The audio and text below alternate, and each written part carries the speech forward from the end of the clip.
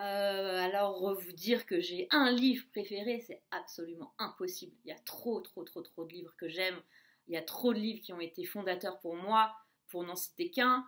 Euh, alors, je vais vous en citer un quand même, parce qu'il fait sans doute partie des romans que j'ai lus toute jeune, je devais être en sixième, et qui a été une vraie révélation, et où je me suis dit, mais moi aussi, je veux écrire des livres, et c'est à partir de ce moment-là, après cette lecture-là, que j'ai commencé à écrire des histoires un peu plus structurées que les petites nouvelles ou contes que je pouvais, ou poèmes que j'écrivais dans mes cahiers depuis que j'étais petite.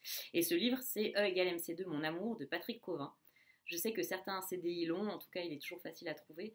Et je l'ai relu il y a quelques années, et c'est franchement toujours très bien, donc je vous le conseille. Ensuite, après, des auteurs de prédilection. J'aime beaucoup les Américains contemporains, en particulier les Américaines contemporaines, que je trouve très fortes.